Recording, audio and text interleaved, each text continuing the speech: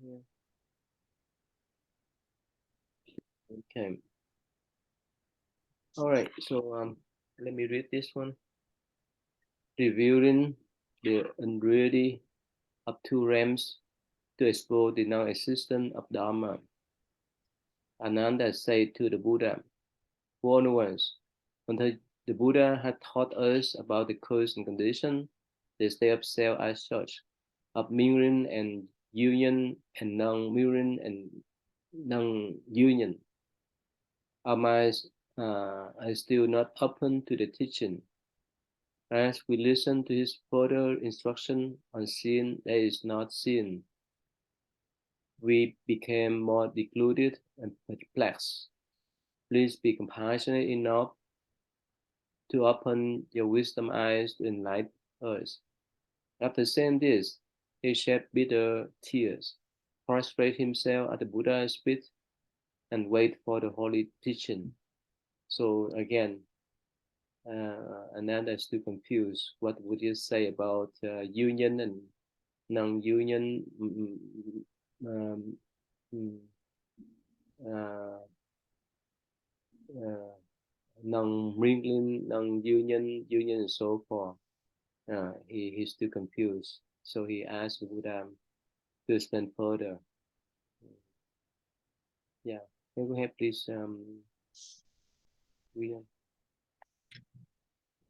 The Buddha took pity on Ananda in the assembly and was about to teach the profound practice of the samadhis of the great Dharani when he said to Ananda, "Though you have tried to memorize my Dharma, you have only broadened your hearing or knowledge and are still not very clear about deep insight into samatha. Now listen with attention to what I now tell you fully, for the benefit of you and those who are still in the stream of transmigration, so that you can all win the Bodhi fruit." So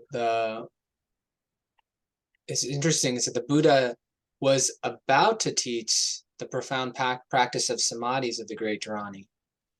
Um, but then, and when he said, instead, in saying to Ananda, acknowledging that he's, put effort into memorizing the Buddha's teachings, but that's been more of he's gained knowledge from that, but not really insight, not understanding. And so the Buddha helps to clarify things for him so that he can win the Bodhi fruit, or be like the fruit of the enlightened mind. Hmm. So you mean that the meanings of Dharani? Mantras, right? Basically, Yeah, like kind of magical words. but it deeper meaning. It has deeper meaning. Dharani. Isn't it like kind of like almost like spells, like a series of words that have a sort of magical effect? I mean, I'm talking about the definition, not the function. Oh, okay.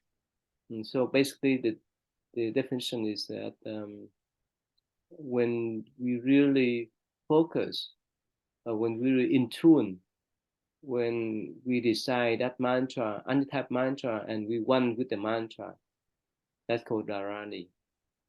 Mm. Just means you fully immerse yourself in that type of restation. That's called dharani. It's different from restation. When we decide, we sometimes our mind are deciding the mantra, but our mouth deciding the mantra, but our mind flying around. So dharana means when we decide the mantra, our mind is one with them, with Mm. the sound, with the restation. No two, no four, no five. This means no distraction. The complete focus, complete resonance with the mantra recitation. That's what's called Red Dharani. Mm, yeah. So it's similar to samadhi too, but in the way that's in samadhi you calm your mind, but in Dharani you in tune with that recitation. Mm. And yeah, the Buddha say that yeah, even Ananda tried to memorize the mantra, but he just only understand uh, the teaching, right, through the hearing, not much with um, uh, deeper level, the profound levels of samadhi, of concentration, right? Mm, yeah. Ananda, all living beings are subject to transformation through various words because of the two inbred discriminative and wrong views, which wherever,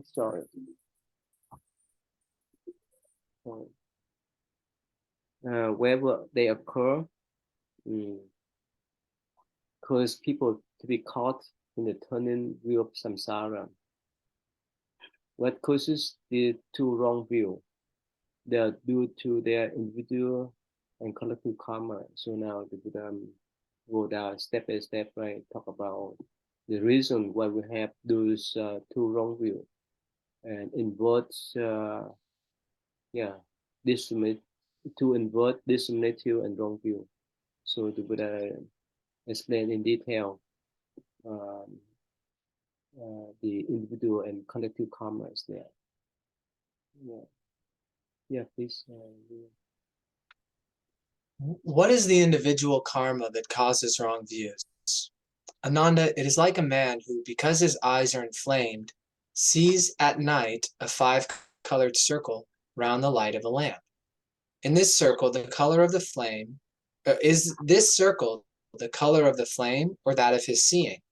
If it is the color of the flame, why does only the man with bad eyes see it while others do not? If it is the color of his seeing, since his seeing is already that color, what do you call the circle? Moreover, Ananda, if this circle is independent of the lamp, the man should see it when looking at nearby curtains, tables, and mats. If it is independent of the seeing, it should not be seen by the eyes. But why does the man with bad eyes see it? Therefore, you should know that this color is revealed by the lamplight and becomes a circle when perceived by defective seeing. Both the circle form and the seeing perception are due to bad eyes. But that which recognizes this disease is not sick. Thus, you should not discriminate and say that it is either the lamp or the seeing, with the further idea of it being neither the lamp nor the seeing. It is like a second moon, which is neither the real moon nor its shadow. Why? Because the sight of this second moon is an illusory creation. So wise people should not say that this illusion is or is not form, that it exists apart from seeing or non-seeing. In the same way, how can you prove that an illusion caused by bad eyes is due to the lamp or to your seeing? Still less can you establish that it is due to neither the lamp nor your seeing. Such a lot for the thing. Yeah, I think the Buddha is pointing out some inappropriate assumptions that are behind a lot of common lines of questioning in order to try to understand the true nature, because we're starting from a place of ignorance. So the questions are coming from a place of ignorance, and so he's saying like trying to determine the reality or unreality of like an illusionary phenomena, like in this case with the analogy, the circle that the man sees because of his defective vision. It's not just the lamp causing it. It's not uh, his seeing nature is defective, but that it's just the eye faculty. There's a problem with the eye, and that's creating this illusion. And it's just a result of a sort of diseased state of the eye. So I think that's the analogy is drawing towards like the thinking mind, and let's say like the idea of a self, that the appearance of the idea of a self is from this sort of diseased state of the thinking mind. But it doesn't touch the seeing nature, right? That can still perceive that self-delusion without actually being altered by the self-delusion. I think that's what the analogy It's pointing towards. Yeah, let me pull out. I don't know whether this one is more understandable. Let's see here.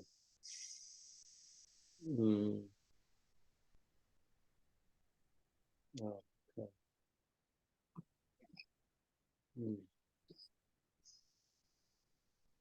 Oh, let's this one here. I want to share with you this one here. Stimulus processing, right? Which everything we see, right? And it will be filtered out by our eyes, right? Our eye organs, and this will be filtered out by our thinking, our feeling, right? And it's filtered out. So after that, we will have here approach tendency, neutral tendency, inhibition tendency, right? So if we have neutral tendency, we remain calm, right? Mm, inhibition inhibition tendencies we more against. So that's why we have this type of behavior. So not only I think in this kind of what they call the Buddha, say the individual karma.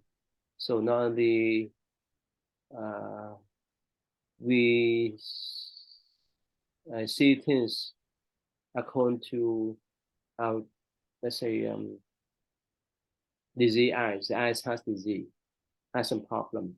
There's some kind of blurry. We see things in different view, and also it will be filtered out how we feel, how we think, according to our culture, our tradition, our knowledge, our background, and so forth and so forth. Depend on our emotion, depend upon how we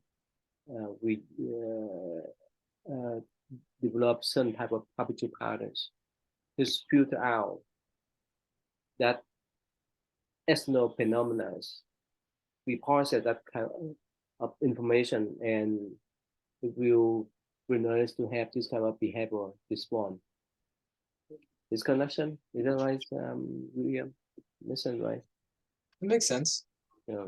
So let's say for a healthy person, they can look at things in different way from a sick person. For example, you deal with the patient, right? As when they're in pain, their emotion is different from when they're healthy. Is that right? When they're in pain, when they have a lot of problems with their body, right, William? It froze. I heard their emotion is different, and then it froze for a few seconds. I mean that you see many patients who were in pain. Oh yes. The moment they were in pain, right? Their views of life is different from the moment that they're healthy. Is that right? Yes. Because of the unhappiness of the physical ailment, physical ailment is physical illness.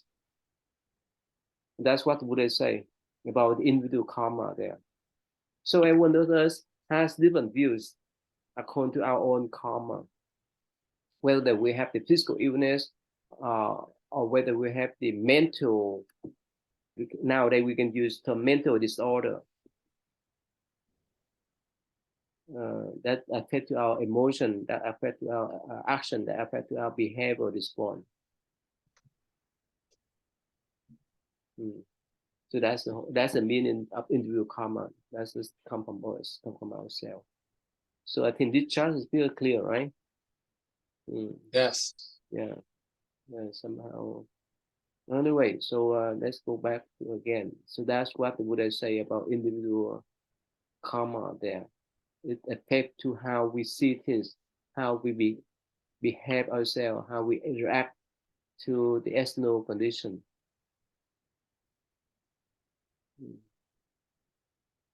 Okay, so here the next one is the collective karma. What is the collective karma? What causes wrong view? Ananda, this universe comprises beside the Red Sea, 3,000 continents, with the largest at the center, containing altogether from east to west 2,300 countries and other small continents. You can set up 1, 2, 30, 40, 50, 200 or 300 countries.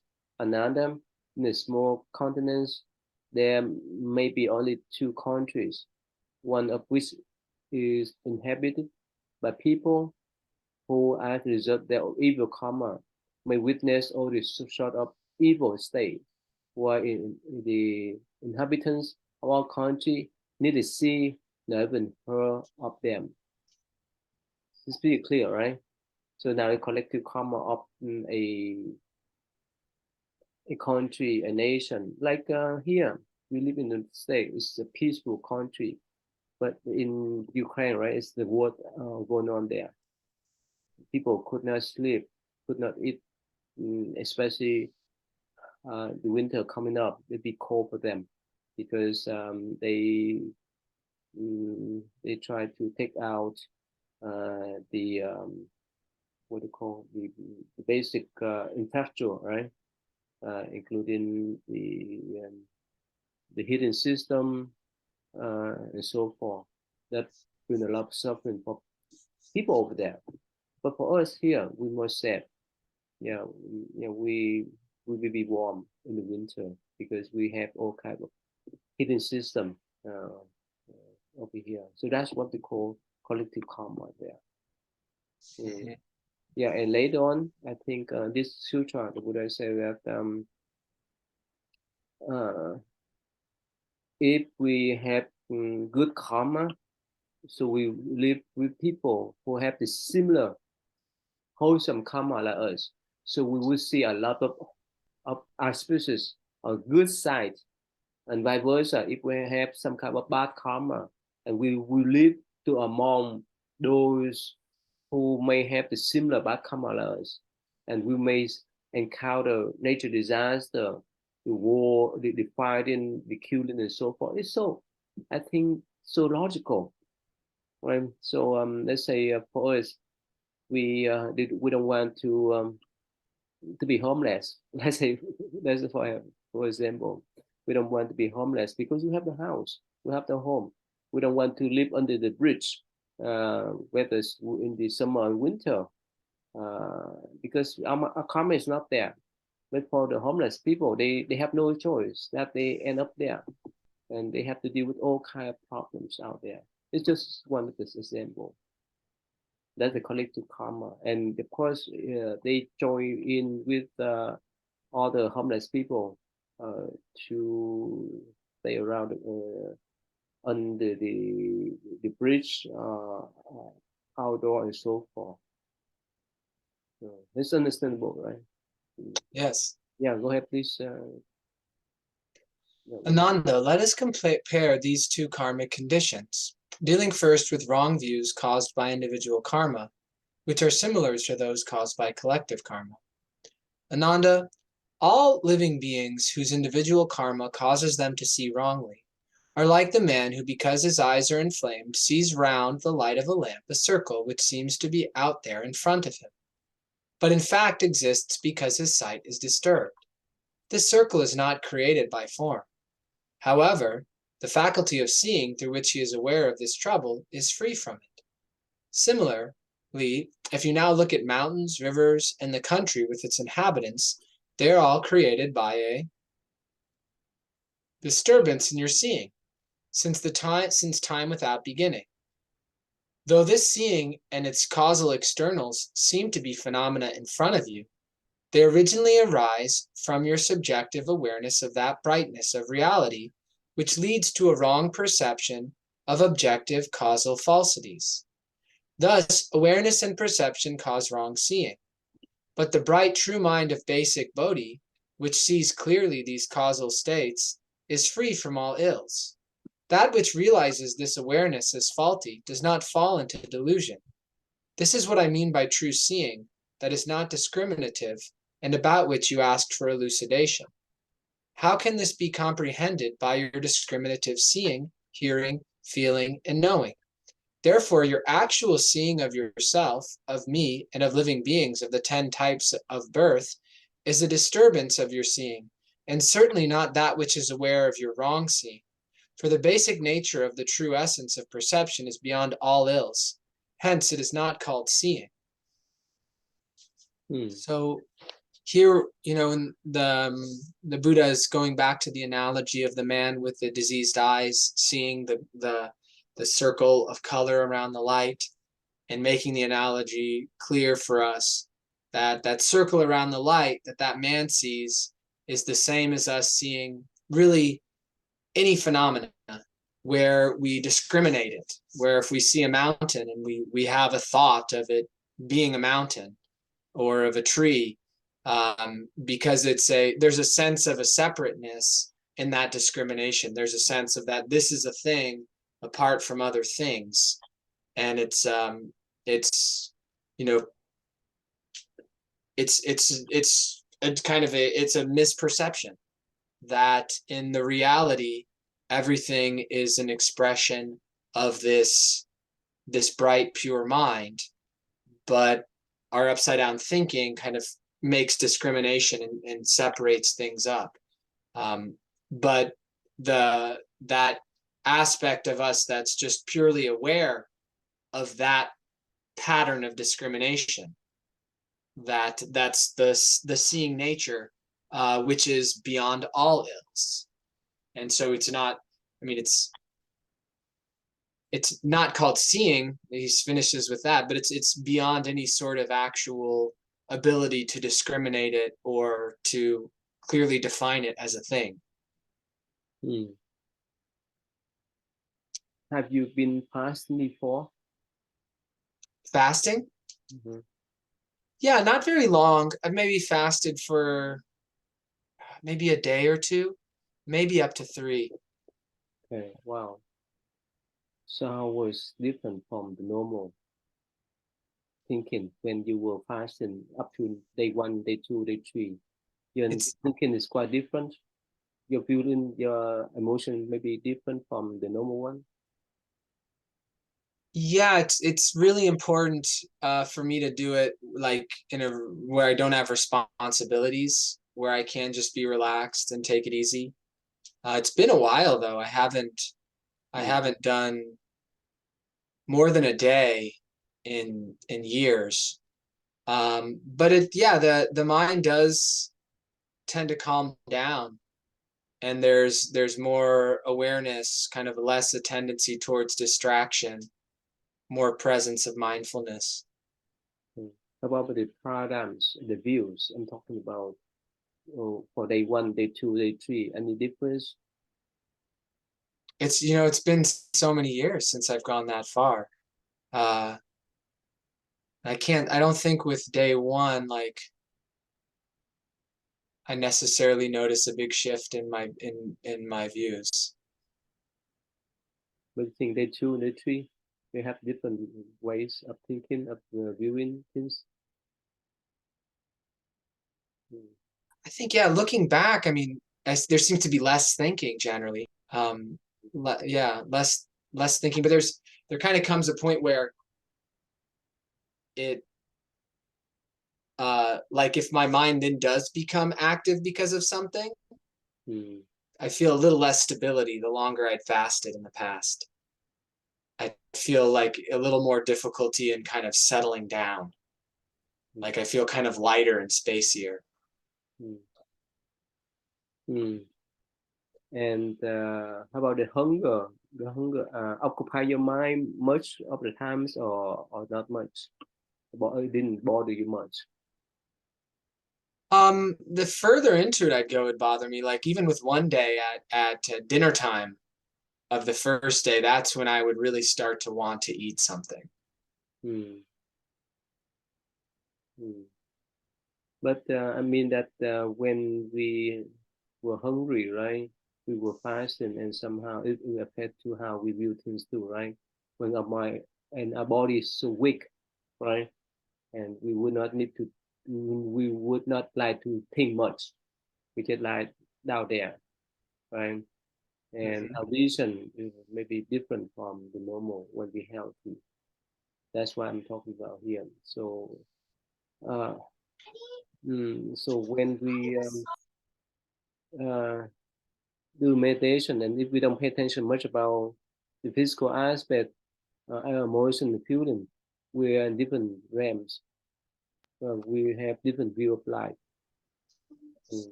Yeah. So that's why somehow, since we still have this body, it's not easy for us mm, to have the real sense of pure nature. But still, I must to remind ourselves that our pure nature is there. It is supposed to get back. Otherwise, uh, it is supposed to forget. Uh, okay, yeah. Let me move on then. Ananda, let us now compare wrong sin caused by collective karma with that by individual karma. The illusion of a circle round the light of the lamp seen by a man because of his eye are bad, and the evil condition experienced by all the inhabitants of the country because of collective karma are both created by false sin, sin the time without beginning. Thus, the Jambu-Vipas, the thousand continents, the four Red Sea, the Sahara world, and the Samsaric countries in 10 directions, as well as their inhabitants, are the product of cause of sin, hearing, feeling, and knowing, which arise from the subjective awareness of the brightness of supreme mundane wondrous mind and time mixtures and union of concurrent causes which result in their rise and fall. So again, in this passage, we will say that everything in our life, whether it's our body, whether our mind, whether the continents, whether the forest and so forth, all arise from our awareness of brightness, basically our pure nature. And in other part of this sutra, the Buddhas will mention why we have the mountain, why we have the trees, why we have the sea, the ocean. Um, I think for the common people, this go beyond their thinking, right? Based on this type of sutra teaching, would I say everything's come from a pure mind. That's all. Simple. But for common people, of course, they say, "Oh, everything come from God, come from greater, someone greater, this universe." But would uh, dispute that assumption, and he said that everything's come from our own mind. Everything's come from within our own mind. Mm. That's why here is talk about the wrong sin caused by collective karma without by into karma, no matter what collective karma or into karma, we still do all kind of sin that cover our wisdom. Uh, okay. Is that make sense, right, William? Yes, Tay. Okay, yeah, let's move on then. Yeah, please. Revealing the independent Bodhi to expose the unfettered absoluteness. He who can avoid the illusory mixture and union and non-mixture and non-union of concurrent causes will be able to destroy all causes of birth and death, thereby perfecting the transcendental nature of enlightenment and realizing the permanent basic Bodhi of pure and clean self-mind. All right, so like our mind before thought. So where we're not making distinctions about union or non-union, but simply being aware of things just as they are, like without motion of the thinking mind, adding labels in between that awareness. And then through that practice, people can realize enlightenment and live from that pure mind, as opposed to being identified with the discriminating thinking mind. Yeah, I see. I don't know whether you know this term or not. You know this term? No, okay. In the Zen tradition, they have what called Hwato. Hwato, this means the word before thinking. That's what you just mentioned about. Mm-hmm. Why is it so important for the Zen student to recognize the word before the thinking? Why is that? Yeah, because it's devoid of meaning. It's devoid of meaning, and it doesn't mean anything that it's devoid of meaning. So really, all of our problems arise from the meanings we come up with, from our thinking about what's going on. That's really the only way we're going to create a situation where we're going to be angry, or we're going to really be craving something. It's because we're thinking something is some way, and we believe that that's true. So if we're being with what it is without thinking, then those things don't arise. Or if they do arise, we see them as just phenomena arising, and let them pass by. Mm-hmm.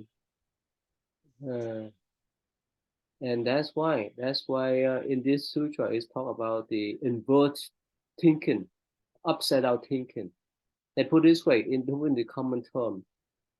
Some parents, they have what they call overthinking about, or over mm, worriness or anxiety about their own children.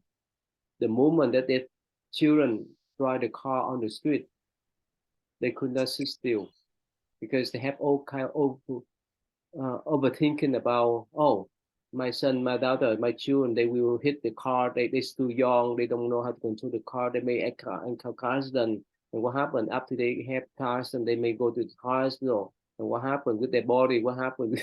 And so forth and so forth.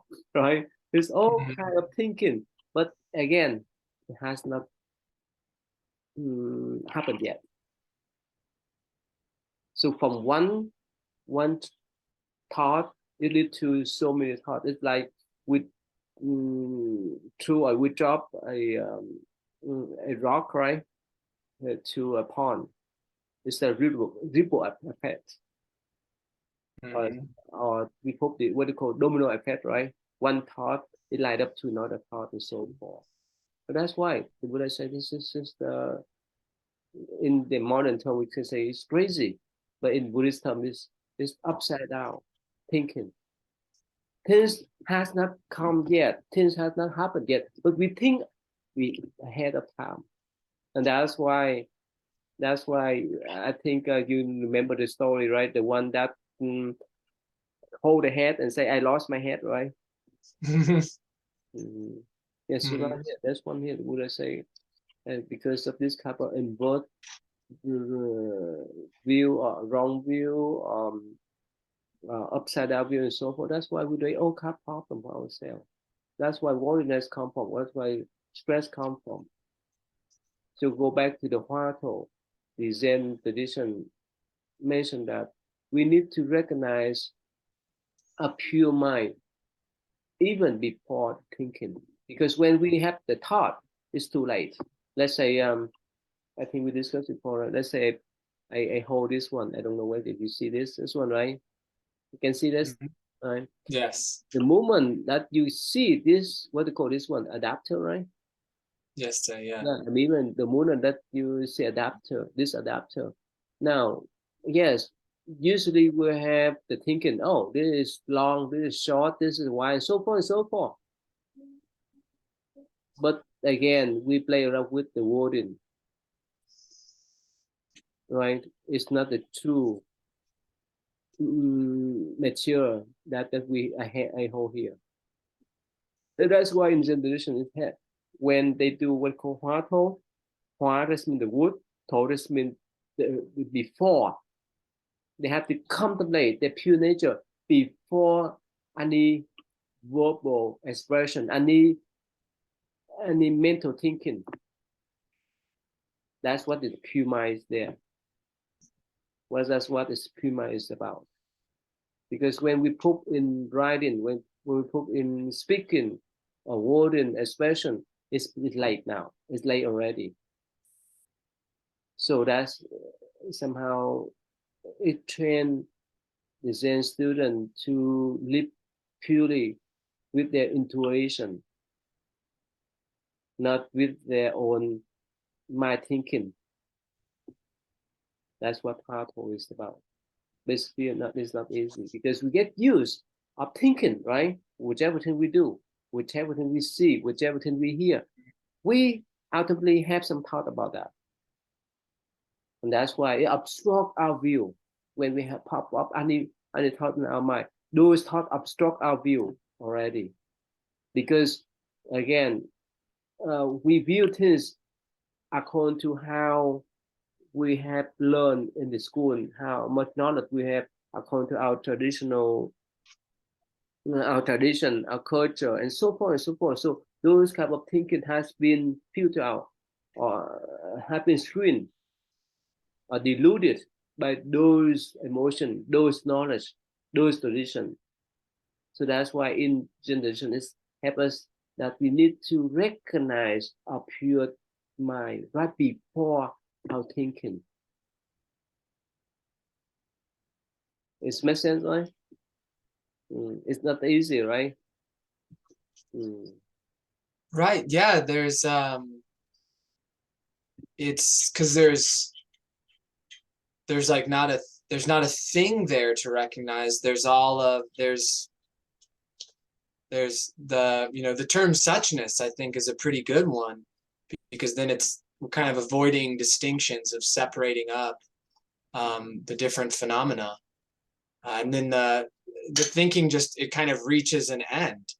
And so it almost, like, if I were to try to describe it, to me, it almost feels like it's not quite waiting, because it's staying with what is. And the what is has some flux, has some change that's happening. But yeah, but then a thought will come in, and then, yeah, I'll be thinking about something for a little while before I realize it, and then be able to, like, notice the thinking and return. Yeah, we get used of that. We get used of that since we were born, and we were trained to think. We were trained not to let go of our thinking. But here, would I say that you need to reverse the pattern? You need to train yourself to live with the pure nature before the thinking occur. Yeah. Anyway, what do you think? Is that practical? Is that beneficial? For example, let's say the moment that your patient walk into your office, you may have some kind of gut feeling about that person, right? Whether he has severe illness or a severe pain. Could you have that kind of feeling first before you sit down and talk with that person in detail? What do you think? Yeah. I can sometimes know, like, a patient, if they're feeling better. I'll know before they say anything. I'll know by, like, I'll just see them sitting in the waiting chair, and I'll know that they're feeling better. Or if someone's irritated, I'll get a sense without them saying it, and I'll generally bring it up with them. And I'll even sometimes get senses that are more specific, like they're upset with their husband, or they're kind of upset with their wife or something, and then it ends up coming out in conversation, where it's nothing that I've kind of analyzed through different data points. It's just something that sort of comes to the conscious mind from some unconscious process. Yeah. Yes, for your profession, you recognize right? The moment that you see their facial expression, body expression, you could recognize whether they're healthy, whether they are in pain, right? Whether it's less severe or more severe. I remember one story that one day I forgot what happened, but I stay in the ER emergency room, and one doctor came up to me, and we had conversation, and I asked him about something, but he mentioned that, one day I got a young man. He faked that he was break down. He was broken down. He faked himself, uh, and he lied out there. But of course, the doctor, because of the expertise, he checked all of his what you call vital points, right? Is that vital points or Yeah, what? vital signs like Vital blood sign. pressure, heart rate, And respiratory so rate. forth. And the doctor smiled at him. He's told this young man, say that, okay, you can take your your illness to your family member, but not for with me. So that man opened his eye and blame on the doctor. Did you say that I told lie? I told lie, and so he just laughed.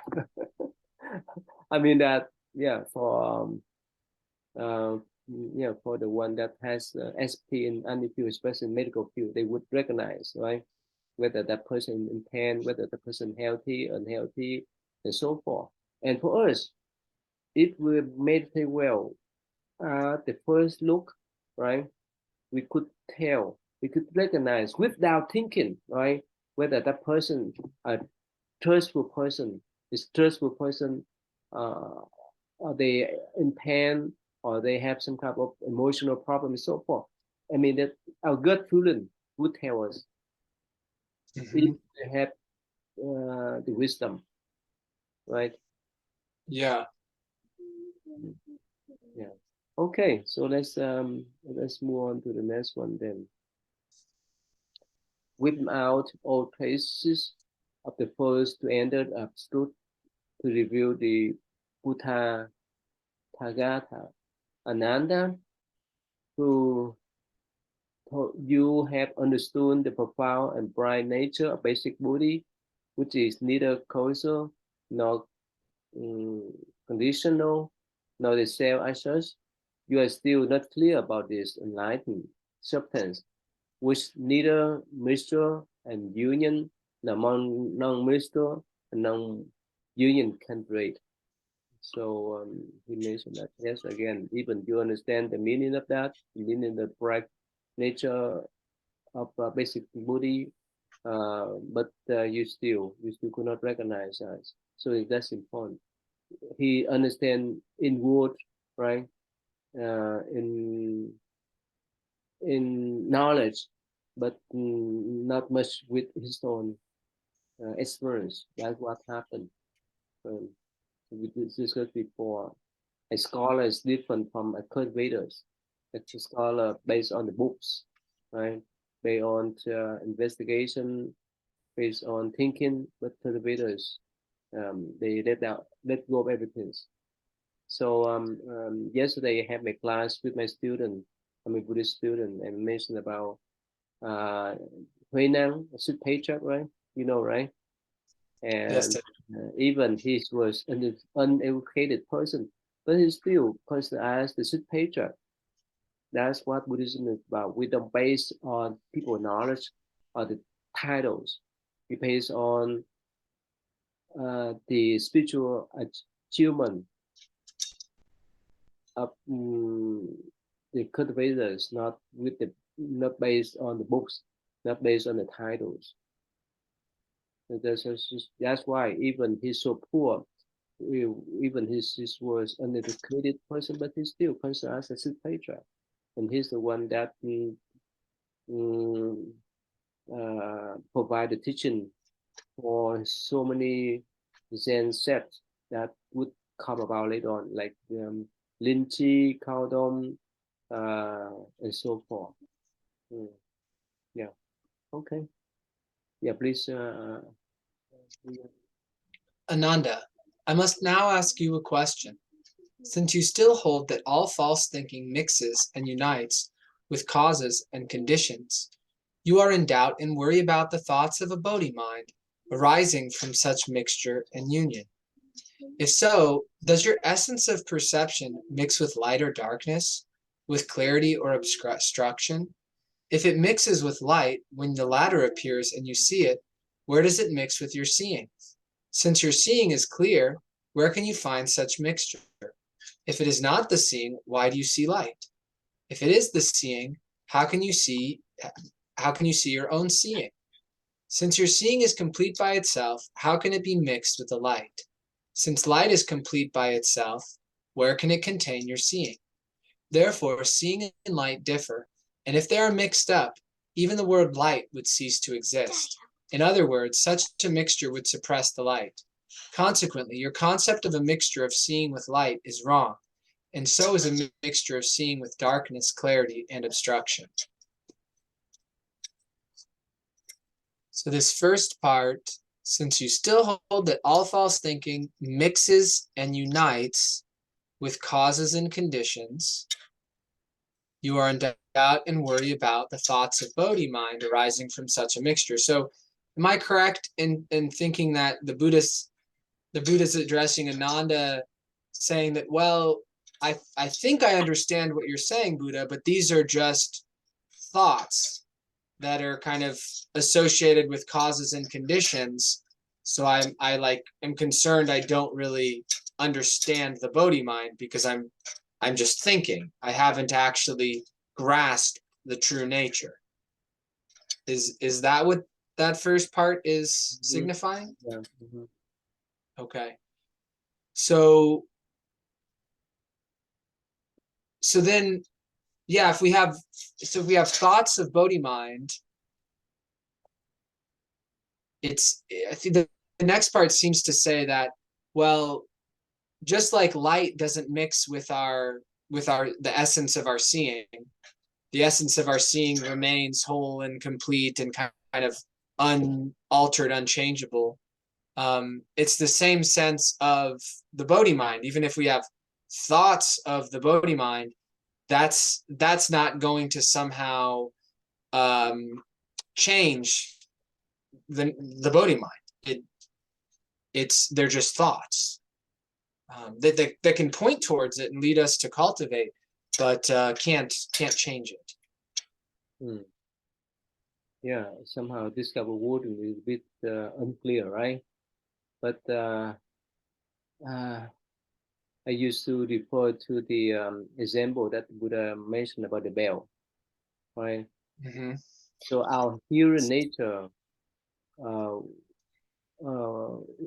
still exists regardless of the sound.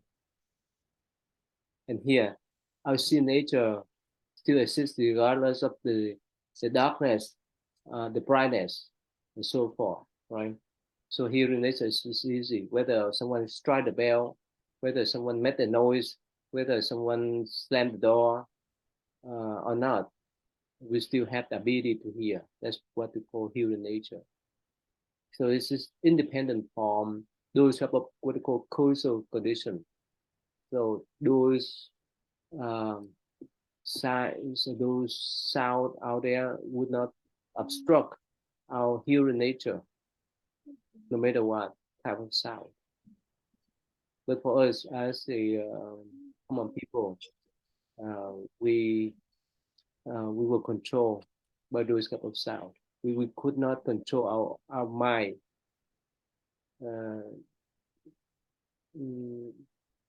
And we analyze the sound in the favor in favor according to our future, our mental future, our emotional future too. Okay.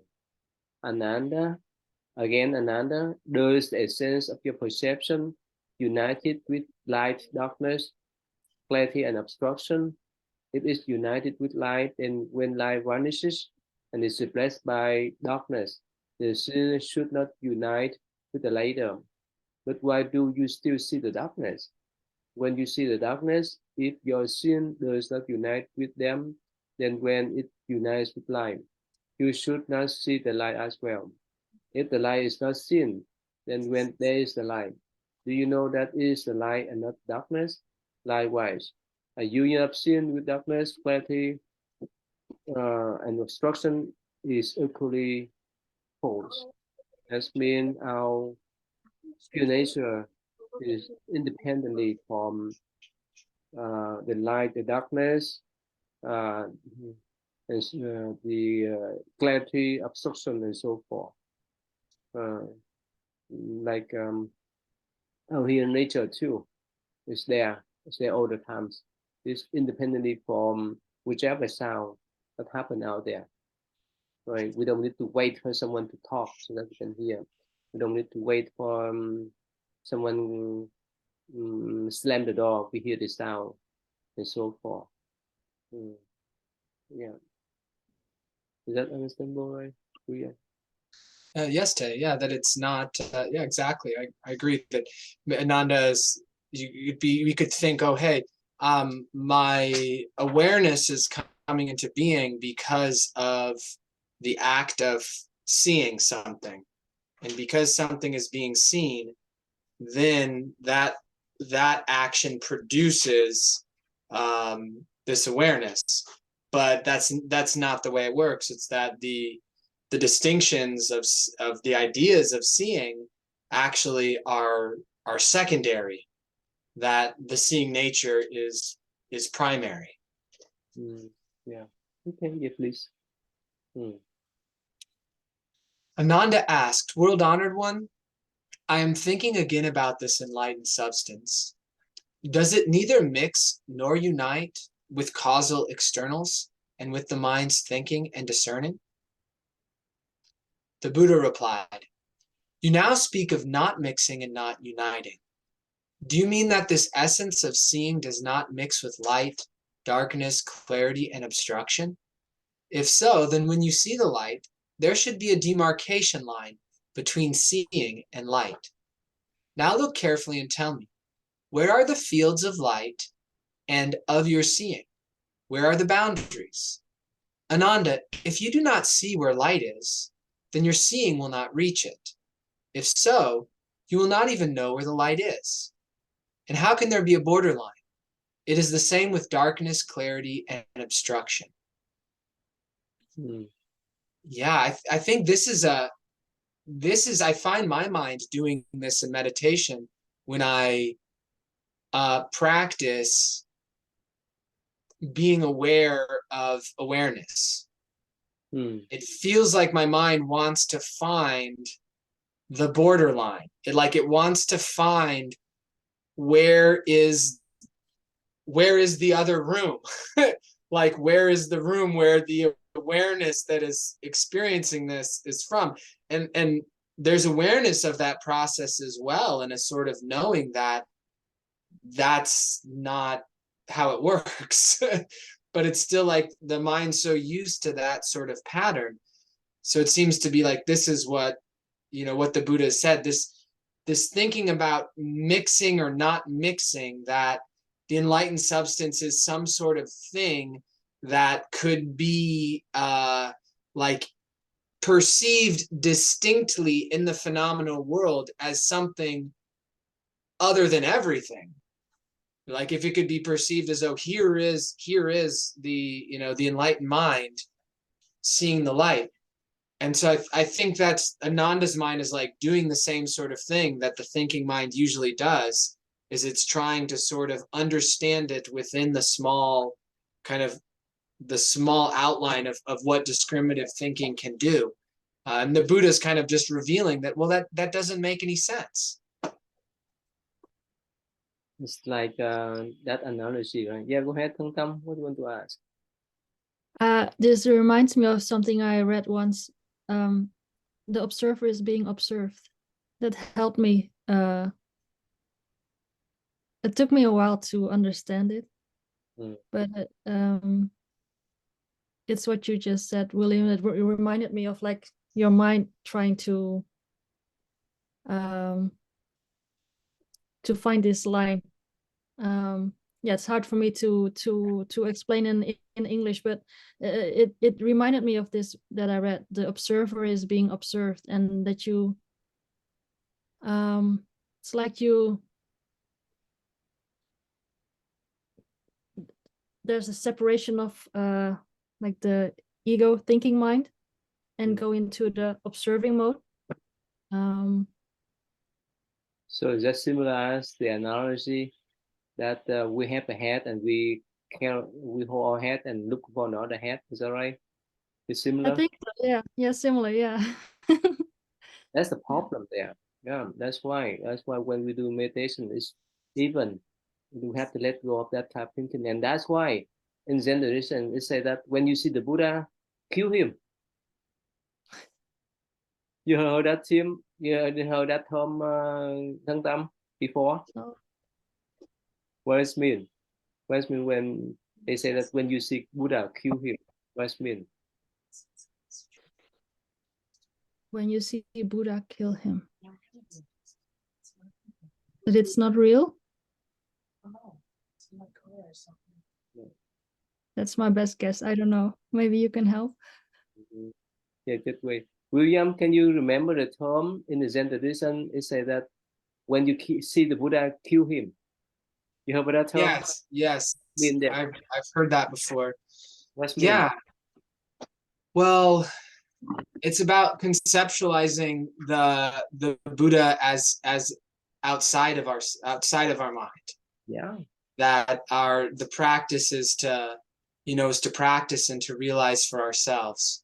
So if we think that is outside of us, then we need to see through that. We need to see through that sort of false thinking.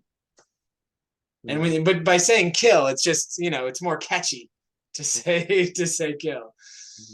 That means let go of that thought.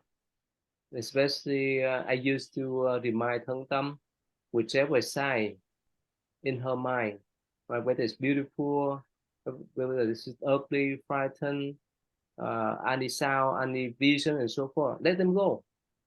Don't attach to them. That is the most important keys of doing meditation. That's the keys for us to progress in our practice of meditation. As long as, or as the moment that we attach to any sound, any sight, any vision, we get stuck.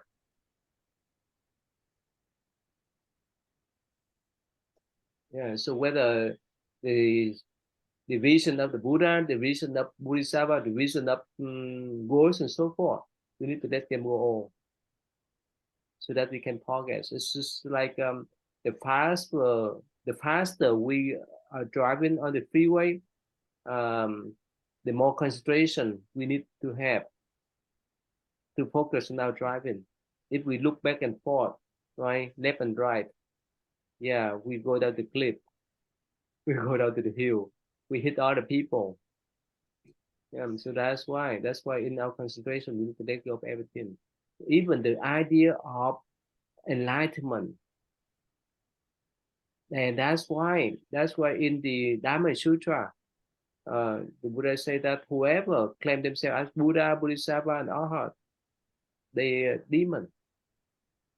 Because for them, for Buddha, Bodhisattva, and Arhat, they even don't have the notion of they are Buddha, they are Bodhisattva, they are Arhat. Because the moment that they have that thought, they're not Buddha, they're not Bodhisattva, they're not Arhat. Because they still have that kind of attachment. They frame themselves, right? They box themselves inside that box, inside the frame. They cannot be free.